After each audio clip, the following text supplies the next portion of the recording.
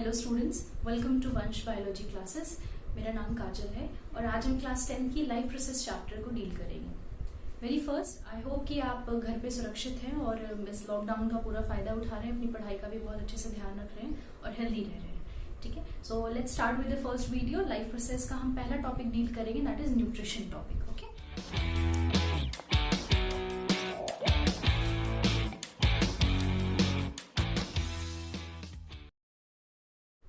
सबसे पहली चीज आपको दिख रहा होगा यहाँ पे कि लाइफ प्रोसेस हम किसे कहते हैं। लाइफ प्रोसेस में एक्चुअली जितने भी लिविंग ऑर्गेनिजम्स हैं, किसी भी लिविंग ऑर्गेनिज्म को अपनी लाइफ के मेंटेनेंस के लिए कुछ प्रोसेसेस की जरूरत होती है।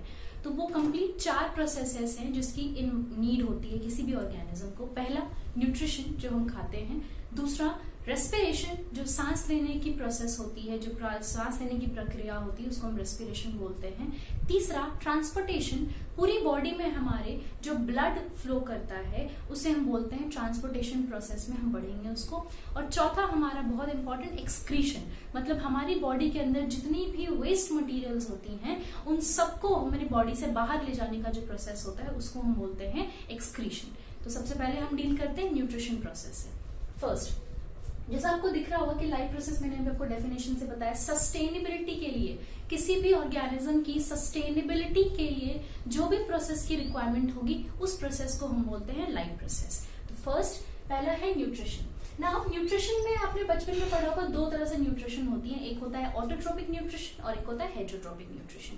ऑटोट्रोपिक में हम सब ने पढ़ा है कि जो प्लांट्स होते हैं वो ग्रीन होते हैं और वो अपना खाना खुद बनाते हैं, सेल्फ सिंथेसाइज्ड होते हैं। और हेटेरोट्रोपिक में जब आप आओगे, हमने ये पढ़ा है कि हेटेरोट्रोपिक वैसे होते हैं जो दूसरों पर डिपेंड करते हैं अपने फूड के लिए। The first point is nutrition होता क्या है। न्यूट्रिशन का बेसिकली मतलब होता है जो भी खाना आप खाते हो उसमें जितनी भी एनरिच अमाउंट्स हैं उन सबको हम बोलते हैं न्यूट्रिएंट्स। जैसे कार्बोहाइड्रेट, प्रोटीन और फैट, इन सबको हम बोलते हैं न्यूट्रिएंट, जो हमारी बॉडी को एनर्जी प्रोवाइड करता है और फिर then we get to work, उसको हम बोलते हैं न्यूट्रिएंट्स। तो सबसे पहले we'll deal 2 types of nutrients. पहला nutrition, we'll deal with 2 types of nutrition, that is autotrophic nutrition और दूसरा हेटेरोट्रोपिक न्यूट्रिशन। ऑटोट्रोपिक में फ्रेंड्स हमने सबको देखा है कि ऑटोट्रोपिक न्यूट्रिशन का मतलब होता है ऑटो का मतलब होता है जो सेल्फ काम करे, ऑटो का मतलब होता है सेल्फ सिंथेसाइज्ड। इसीलिए हम बोलते हैं कि जो प्लांट्स होते हैं वो ऑटोट्रोप्स होता है, मतलब वो सेल्फ सिंथेसाइज्ड होते हैं। सेकेंड चीज हमने बचपन से पढ़ा है कि प्लांट्स जो हैं वो फोटोसिंथेसिस प्रोसेस करते हैं with the help of sunlight and in the presence of chlorophyll के टाइम में वो अपने फूड को खुद सिंथेसाइज करते हैं ना। अब जब आप एनसीईआरटी में देखोगे तो there are 3 complete important points जहां पर आपको फोटोसिंथेसिस के टाइम 3 इंपॉर्टेंट पॉइंट वहां पे बताए जाएंगे। फर्स्ट, सबसे पहली चीज, प्लांट्स जो है वो सनलाइट को एब्जॉर्ब करता है। ओके, सेकंड, जो सनलाइट को एब्जॉर्ब करता है प्लांट्स, उस जो सनलाइट आ रही है, मतलब सनलाइट इज लाइट एनर्जी ना, जो लाइट एनर्जी है वो कन्वर्ट होगा केमिकल एनर्जी में। So second point is conversion of light energy into chemical energy by splitting of water, मतलब यहाँ पे वाटर का ब्रेकडाउन होता है ताकि वो एटीपी दे सके, बना पाए।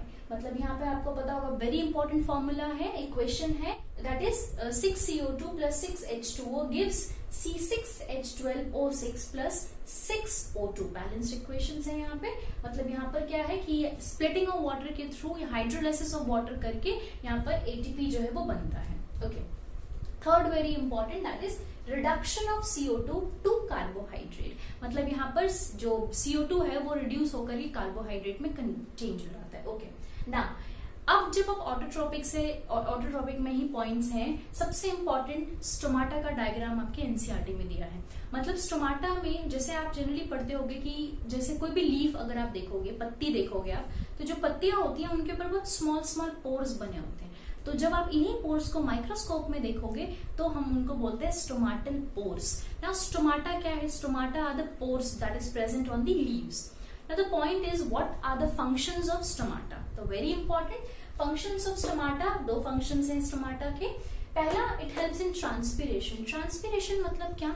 ट्रांसपिरेशन का मतलब होता है the loss of excess water is known as transpiration. Okay, second function, it helps in gases, exchange of gases, मतलब लीफ में आप आपको हम जानते हैं ये चीज कि लीव जो है वो O2 और CO2 का एक्सचेंज करते हैं। तो ये जो गैसेस एक्सचेंज है वो कौन करता है लीव्स में? जो पोर्स प्रेजेंट होती है लीव में, स्टोमेटल पोर्स का काम होता है कि वो गैसेस को एक्सचेंज करें। So there are two major functions of stomata. First, transpiration में मदद करता है, मतलब एक्सेस पानी को वो बाहर निकालता है। दूसरा, ये गैसेस के एक्सचेंज में हेल्प करता है। सो ये हमारा ऑटोट्रोपिक न्यूट्रिशन कंप्लीट होता है यहाँ पे। आई होप कि आपको इसमें कोई प्रॉब्लम ना हो।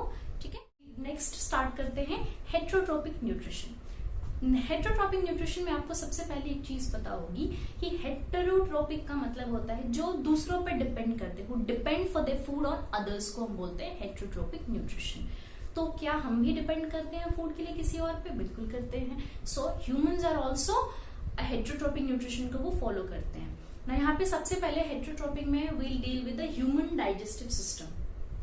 तो ह्यूमन डाइजेस्टिव सिस्टम में आपको जैसे पता होगा कि ह्यूमन डाइजेस्टिव सिस्टम में there are different parts, complete parts हैं, जिसको हम पूरे डाइजेस्टिव सिस्टम को हम एलिमेंट्री कैनाल बोलते हैं। तो पूरे एलिमेंट्री कैनाल में there are different different parts. तो हम पार्ट वाइज पढ़ते हैं यहाँ पे कि क्या क्या डिफरेंट पार्ट्स हैं इसके। सबसे पहला आपको दिख रहा होगा माउथ। सबसे पहला है माउथ से हम खाने को इनटेक करते हैं। मतलब आपने बचपन में 5 प्रोसेस पढ़े होंगे डाइजेशन के: ingestion, digestion, absorption, assimilation and egestion. तो जिसमें से सबसे पहला आता है दैट इज इंजेशन। मतलब माउथ, मतलब इंजेशन का मतलब होता है इनटेक ऑफ फूड, फूड लेना, दैट इज, और हम वो माउथ से ही लेते हैं। मतलब यहाँ पर माउथ, और माउथ क्या को हम पूरा इसको जो है वो पूरा हम बकल कैविटी कहते हैं। और आपको पता है इस बकल कैविटी में टीथ, दांत प्रेजेंट है। कहते हैं ना 32 दांत होते हैं। 32 दांत एडल्ट में होते हैं, बट ये जो टिथ है इनमें 4 तरह के दांत होते हैं, that is incisor, canine, premolar and molar. जो टीथ होती हैं वो हमारे खाने को तोड़ने में हेल्प करता है। तो सबसे पहला खाना हमारा जो है वो माउथ में आता है, दैट इज बकल कैविटी। अब बकल कैविटी में जैसा मैंने आपको बताया अभी कि टीथ प्रेजेंट होते हैं जिसकी हेल्प से हम अपने खाने को चबाते हैं। दूसरी चीज, उसके बाद हमारे फूड, जैसे ही हम खाना खाते हैं तो हमारा कुछ मॉइस्ट खाना बनने लग जाता है। मतलब हमारे बकल कैविटी में हमारे सलाइवरी ग्लैंड्स प्रेजेंट होते हैं जो सलाइवा सिक्रीट करता है, जिसकी वजह से हमारा खाना जो है वो मॉइस्ट हो जाता है ब्रेक डाउन होने के साथ साथ। और सलाइवा जो है उसमें एक तरह का एंजाइम प्रेजेंट होता है जिसको हम बोलते हैं सलाइवरी एमाइलेज। दूसरा, अब जो फूड है अब यहाँ से वो ईसोफेगस में आएगा। ईसोफेगस का मतलब फूड पाइप हम जिसको बोलते हैं, जो बड़ी सी नली होती है उसको हम बोलते हैं फूड पाइप। ईसोफेगस नली को हम बोलते हैं ईसोफेगस। मतलब फूड जो है अब धीरे धीरे माउथ से ईसोफेगस में आना शुरू होगा, ईसोफेगस से वो धीरे धीरे स्टमक में आना शुरू होगा। Now the point here is, क्या ये अगर ईसोफेगस है और यहाँ से अगर ये माउथ है तो फूड डायरेक्टली यहाँ चला जाएगा, यहाँ से पेट में? नहीं, there is a process that is known as peristalsis movement. Peristalsis movement की हेल्प से जो खाना है वो रिदमिक मोशन, आपको दिख रहा होगा यहाँ पे, रिदमिक मोशन करते हुए हमारे पेट में आना स्टार्ट होता है। नाउ जो ईसोफेगस है food moves down by peristalsis movement. Okay, now next आता है हमारा लिवर। अब जो लिवर है, जैसे पहले मैं आपको सबसे पहले बताऊं, लिवर जो है हमारी बॉडी का सबसे लार्जेस्ट ग्लैंड होता है। ये जनरली जीके में पूछते हैं, ओलंपियाड्स में भी आपसे पूछेंगे। तो liver is the largest gland first. ना लिवर का काम क्या है? लिवर जो है वो बाइल जूस को सिक्रीट करता है और बाइल सॉल्ट्स, 2 चीजें वो सिक्रीट करता है। ओके, नेक्स्ट, अब जो खाना है वो स्टमक में आएगा। ना जो स्टमक है आपको दिख रहा होगा यहाँ, सबसे बड़ा जो स्टमक पार्ट है, स्टमक में कुछ ग्लैंड्स प्रेजेंट हैं। तो सिंस इट्स स्टमक, सो इसका नाम यहाँ पे जो ग्लैंड्स है उनका नाम है गैस्ट्रिक ग्लैंड्स। तो यहाँ पर स्टमक में गैस्ट्रिक ग्लैंड्स प्रेजेंट होती हैं और गैस्ट्रिक ग्लैंड्स में गैस्ट्रिक जूसेस वो सिक्रीट करता है। जो गैस्ट्रिक ग्लैंड्स हैं वो कुछ तरह के जूसेस सिक्रीट करती हैं जिसको हम बोलते हैं गैस्ट्रिक जूसेस। तो there are basically 3 types of gastric juices, that is HCl, mucus and pepsin. 3 तरह के जूसेस प्रेजेंट हैं। तो एक एक करके हम देखते हैं कि क्या काम है इनका। पहला, जो HCl है उसका काम होता है कि वो पेट के अंदर एक एसिडिक मीडियम बना दे ताकि जो प्रोटीन्स हैं वो ब्रेक डाउन हो पाए आसानी से। मतलब HCl का फंक्शन क्या है? It helps in creating acidic medium so that the protein can act. Second, जो म्यूकस, म्यूकस का काम क्या है? म्यूकस का काम है ये जो पेट की जो इनर लाइनिंग होती है ये इसको HCl के एक्शन से बचाता है. इसका फंक्शन क्या है? The mucus helps in the protection of the inner lining of the stomach by the action of HCl. Third, pepsin. Pepsin, P for pepsin, P for protein. मतलब पेप्सिन का काम होता है कि ये प्रोटीन्स को तोड़कर अमाइनो एसिड्स में कन्वर्ट करे, ब्रेक डाउन करे उसका. ओके, मतलब ये यहां से इंपॉर्टेंट में से आता है. क्वेश्चन विल बी देयर कि right the functions, what are the functions of gastric juices. तो आपको 3 फंक्शंस लिखने हैं गैस्ट्रिक जूसेस के. पहला HCl, दूसरा म्यूकस और तीसरा पेप्सिन. Okay, next. नाउ अगला आता है पैनक्रियाज. ना पैनक्रियाज का फंक्शन क्या होगा? पैनक्रियाज बेसिकली आपको पता है कि वो कंपाउंड ग्लैंड है, मतलब वो दोनों तरह के ग्लैंड्स में एक्ट करता है. एक्सोक्राइन भी है और एक एंडोक्राइन भी है. तो पैनक्रियाज जो है वो 2 तरह के जूसेस सिक्रीट करता है, एंजाइम सिक्रीट करता है पैनक्रियाज, दैट इज ट्रिप्सिन और लाइपेज. ट्रिप्सिन और पेप्सिन आपको दिख रहा होगा. ट्रिप्सिन और पेप्सिन जो है, ट्रिप्सिन और पेप्सिन दोनों एक दूसरे के भाई भाई लग रहे हैं. पेप्सिन और ट्रिप्सिन. तो यहाँ पर क्या है, ट्रिप्सिन और पेप्सिन में क्या है कि जो पेप्सिन है वो प्रोटीन को एमाइनो एसिड में कन्वर्ट करता है और ट्रिप्सिन भी सेम काम करता है. बट ट्रिप्सिन जो बचा हुआ प्रोटीन है पेप्सिन की एक्शन से उसको और ज्यादा सिंप्लीफाई फॉर्म में तोड़ता है एमाइनो एसिड्स में.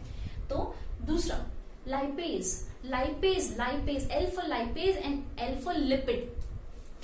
तो लाइपेज मतलब हम समझ जाएंगे यहाँ लिपिड की बात हो रही है और लिपिड का मतलब होता है फैट. तो जो लाइपेज है वो फैटी एसिड्स और ग्लिसरॉल में कन्वर्ट हो जाता है. फैट्स को ब्रेक डाउन करता है ताकि वो फैटी एसिड्स और ग्लिसरॉल में कन्वर्ट हो जाए. Okay, very important. एक और चीज, जो बाइल की बात हमने की थी, बाइल जूस है उसका एक ही काम है, इमल्सिफिकेशन ऑफ फैट्स.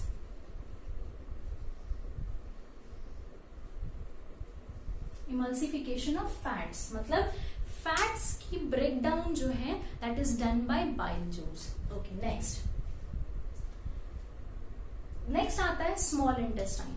नाउ जो स्मॉल इंटेस्टाइन हम सब जानते हैं कि ह्यूमन की बॉडी में जो स्मॉल इंटेस्टाइन है वो लार्ज इंटेस्टाइन से बड़ा है, मतलब नाम के बिल्कुल ऑपोजिट है. हाँ, बिल्कुल ये बात सच है. मतलब हियर जो स्मॉल इंटेस्टाइन आपको डायग्राम में भी दिख रहा होगा, ये बिल्कुल बड़ा है स्मॉल इंटेस्टाइन. मतलब जो स्मॉल इंटेस्टाइन होता है, एनसीईआरटी में प्रॉपर लाइन लिखी हुई है, the small intestine is the site of complete digestion. मतलब जो पूरा डाइजेशन होता है that is done in small intestine. Now small intestine में क्या क्या चीजें ऐसी हैं जो कंप्लीट डाइजेशन को लीड करता है?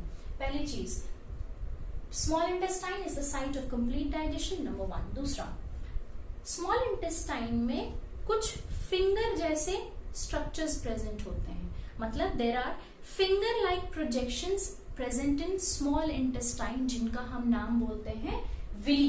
जिनको हम बोलते हैं विली. विली का काम होता है कि ये सरफेस एरिया को बढ़ा दे ताकि ज्यादा से ज्यादा एब्जॉर्प्शन हो पाए. मतलब यहाँ पर क्या है फंक्शन, स्ट्रेट क्वेश्चंस पूछते हैं what is the function of villi, तो हम सीधा लिखेंगे it increases the surface area for absorption. ठीक है, ओके. नाउ नेक्स्ट आता है यहाँ पर लार्ज इंटेस्टाइन. लार्ज इंटेस्टाइन का भी काम है, बिल्कुल है. लार्ज इंटेस्टाइन का काम क्या होता है, ये पानी हमारे बॉडी में जितने वाटर होता है उनको ये अब्सॉर्ब करता है. मतलब absorption of water is done by large intestine. Okay, next. अब यहाँ पर क्या है, जो रेक्टम, अब यहाँ पे सारा आपको दिख रहा होगा कि सारा खाना यहाँ पर कंप्लीट डाइजेस्ट हो गया, एब्सॉर्ब हो गया. जब हम पढ़ते हैं ना, इंजेक्शन हमने कर लिया माउथ से, हमने ब्रेक डाउन कर लिया, हमारा डाइजेशन हो गया, हमारा एब्जॉर्प्शन भी हो गया विली के थ्रू. अब क्या बाकी है, एसिमिलेशन. मतलब एसिमिलेशन का मतलब होता है ट्रांसपोर्ट ऑफ फूड. मतलब बॉडी में आपने जो भी चीज खाया, आपकी बॉडी में जितनी चीज ब्रेक डाउन हो, इससे हम न्यूट्रिएंट निकालेंगे तो वो सब कुछ पूरे ब्लड में ट्रांसपोर्ट होकर जाएगा, उसको हम बोलते हैं एसिमिलेशन. ठीक है, तो एसिमिलेशन के बाद एक प्रोसेस आता है लास्ट, दैट इज ईजेशन. ईजेशन का मतलब एग्जिट. तो ईजेशन का मतलब होता है बॉडी से वेस्ट मटेरियल का बाहर निकल जाना. तो यहाँ पर जो रेक्टम है, अब रेक्टम क्या काम करता है, जिन चीजों का यूज हो गया वो सब तो बॉडी में ट्रांसपोर्ट होके चले गए ब्लड से. अब जो वेस्ट मटेरियल बचा है, तो लार्ज इंटेस्टाइन का जो लास्ट पार्ट है दैट इज रेक्टम, वो उसको कुछ टाइम के लिए स्टोर करके रखता है वेस्ट मटेरियल को, और थ्रू एनस बॉडी से बाहर हो जाता है। तो थ्रू एनस बॉडी से ये बाहर हो जाता है जो वेस्ट मटेरियल होता है। But we are missing one thing, क्या? Appendix, right. अपेंडिक्स हमारे बॉडी का एक पार्ट है, अभी भी है, but that is non functional, मतलब वेस्टिजियल ऑर्गन बोलते हैं हम उसको। अपेंडिक्स को वेस्टिजियल ऑर्गन क्यों बोलते हैं? वेस्टिजियल मतलब, वेस्टिजियल का मतलब होता है नॉन फंक्शनल, उसका कोई यूज नहीं बॉडी में, बट फिर भी प्रेजेंट है। तो इसका यूज कब था? बिल्कुल था जब हमारे एंसेस्टर्स के टाइम में जो हमारे उनके बॉडी में जैसे वो रॉ चीजें खा लेते थे तो उनको डाइजेस्ट करने में ज्यादा टाइम लगता था, जिस टाइम जब वो अपेंडिक्स जो है वो काम आता था। बट अब धीरे धीरे जैसे जैसे ग्रेजुअल चेंजेस हुई, एवोल्यूशन हुआ, तो अपेंडिक्स का काम जो है वो धीरे धीरे कम होता चला गया, और अब since it is present in body but वो वेस्टिजियल है, मतलब नॉन फंक्शनल है। तो ये पूरा आपका ह्यूमन डाइजेस्टिव सिस्टम पूरा आपका ये कवर हो जाता है। Now what are the important things that you are suppose to remember while you are revising the chapter, और जब आप याद कर रहे हो चीजों को, don't forget to remember all the functions of the enzymes, don't forget to remember the important functions of important points regarding photosynthesis, function of stomata and all the labeling diagram biology में बहुत ज्यादा important होते हैं। तो आपको biology में diagrams का बहुत ज्यादा ध्यान रखना है और हमेशा डायग्राम्स को प्रैक्टिस करते रहना है, सो दैट आप फुल में फुल स्कोर करो डायग्राम्स में। आई होप कि आपको ये वीडियो बहुत अच्छी लगी हो। Thank you for watching.